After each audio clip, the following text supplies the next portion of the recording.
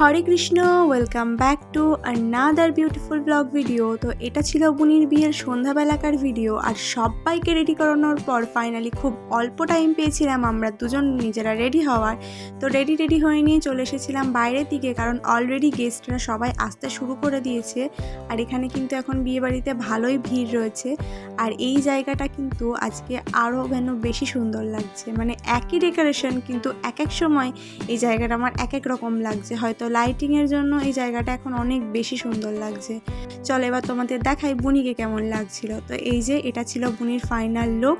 আর ওকে কেমন লাগছে তোমরা কিন্তু কমেন্ট করে জানিও। আমার কাছে তোকে খুবই মিষ্টি লাগছে, একদম মিষ্টি পরীর মতো লাগছিল। বুনির কাছ থেকে বেরিয়ে আমরা এখন চলে যাচ্ছিলাম বরযাত্রীদের আনতে, কারণ আমরা এক্ষুনি খবর পেলাম যে বরযাত্রীরা অলরেডি চলে এসেছে। আর এখানে এসে দেখি যে বরযাত্রীরা বিয়েবাড়ি যাওয়ার বদলে এখানে রাস্তাতেই এখন ডান্স করতে শুরু করে দিয়েছে। আর বরযাত্রীর সাথে সাথে কিন্তু কনেপক্ষর লোকজনও এখানে ডান্স করতে শুরু করে দিয়েছিল। মানে মোটামুটি একটা ডান্সের এখানে প্রোগ্রাম হয়ে যাওয়ার পর তারপর আমরা ফাইনালি বরযাত্রীদের নিয়ে চলে আসলাম আমাদের বিয়ের ভেন্যুতে, মানে আমাদের বাড়িতে। আর তারপর ফাইনালি অনেক ভিড়ে ধাক্কাধাক্কি খাওয়ার পর আমরা এখন বরের মুখও দেখতে পেয়ে গেছি। আর এখানে কিন্তু সবাই এখন ভিড় করে দাঁড়িয়ে আছে নতুন বরকে দেখবে বলে। তবে বরতেও তোমাদের দেখিয়ে দিলাম, চলো এবার দেখিয়ে দিই বরের বাড়ি থেকে কী তত্ত্ব এসেছিল।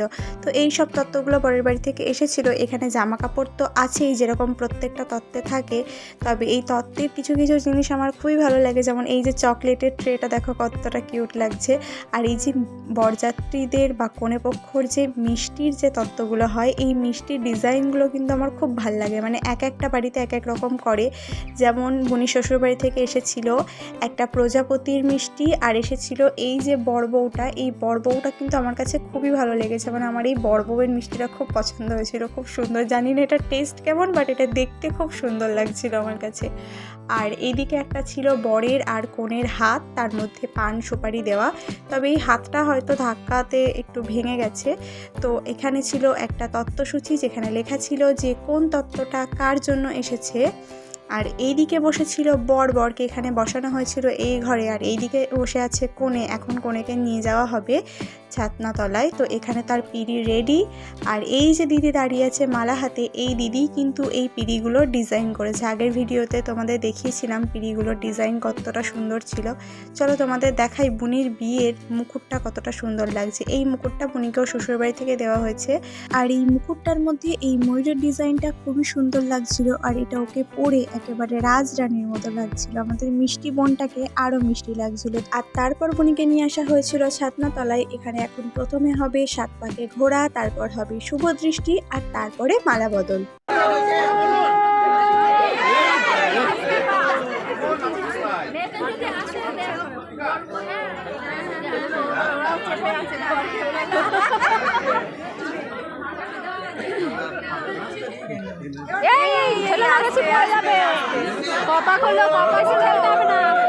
একটা বিয়েতে যেমন অনেক রিচুয়ালস থাকে, তেমন এই রিচুয়ালসগুলো পালন করতে কিন্তু খুব মজাও হয়। এখানে বরপক্ষ আর কনেপক্ষর মধ্যে সব সময় একটা সুইট, একটা মিষ্টি কম্পিটিশন থাকে। আর এখানে কিন্তু এখন সেরকমই হচ্ছিল, মানে বর এবং কনে দুই পক্ষ একে অপরকে ধাক্কা দেওয়া হচ্ছিল। আর এখানে এখন বুনিকে কতটা উপরে তোলা হয়েছে দেখো।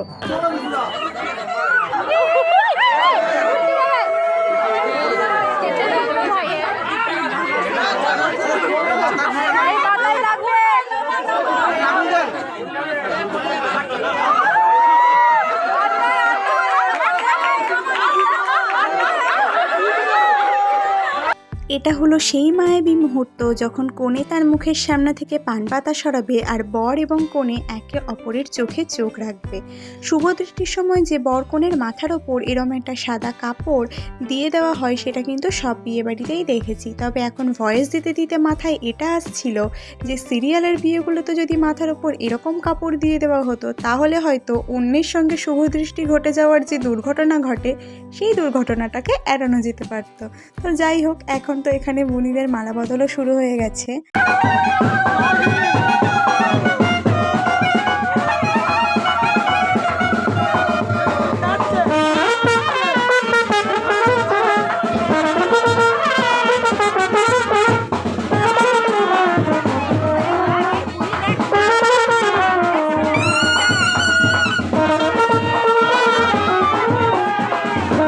শুভ দৃষ্টি মালা বদল কমপ্লিট করার পর ওদেরকে এখন ছাদতলায় বসিয়ে দেওয়া হয়েছে বাকি যা যা নিয়ম আছে সেগুলো করার জন্য।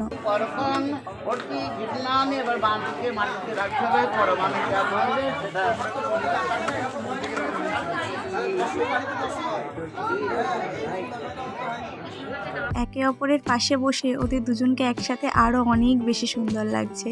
তোমরা ওদেরকে আশীর্বাদ করো যেন ওরা একসাথে ওদের বাকিটা জীবন খুব সুন্দরভাবে কাটাতে পারে। তো এখানে সব কিছুর পর এখন সিঁদুর দানের পালা, আর এই মুহূর্তটার জন্যই কিন্তু আমরা সবাই অপেক্ষা করছিলাম। আরে হাতটা দিও না, হাত দিও না। একটা জিনিস বলে বলা যায় না, হাতটাকে চলে দিচ্ছ, মানে হাত ধরেছো তো, ছবি তো তুমি চলে আসছো না। আর এখানে এখন বরকনেকে দিয়ে সেকেন্ড টাইম সিঁদুর দান নয়, সিঁদুর দানের অ্যাক্টিং করানো হচ্ছে শুধুমাত্র কিছু ভালো ফটোস আর ভিডিওস নেওয়ার জন্য। তবে সিঁদুর দানের পর বুনির পুরো লুকটাই চেঞ্জ হয়ে গেছিল, ওর মুখটা আরও অনেক বেশি সুন্দর, এক কথায় বলতে গেলে অনেক বেশি মায়াবী লাগছিল। এখন হচ্ছে ওদের খৈদানের নিয়ম, যেখানে বর এবং কনে একসাথে যজ্ঞের আগুনে খই অর্পণ করে।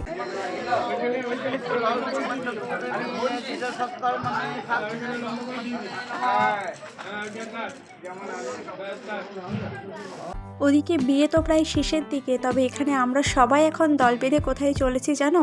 আমরা ঘর ধরতে চলেছি, মানে বুনি আর বুনির বরকে যেহেতু বাসর ঘরে নিয়ে আসা হবে আর আমরা এখানে ঘর ধরবো।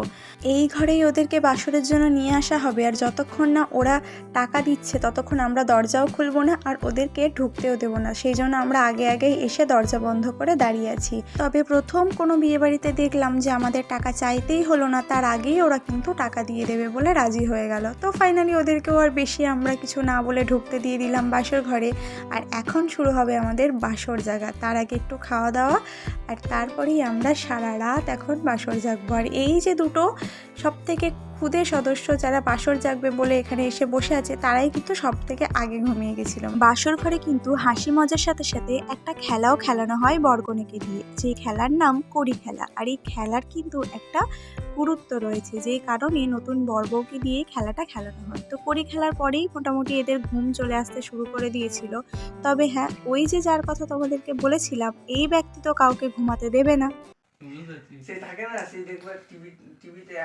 হাত জোর করে বলছে আমাকে একটু ঘুমাতে দাও, আমাকে একটু ঘুমাতে দাও।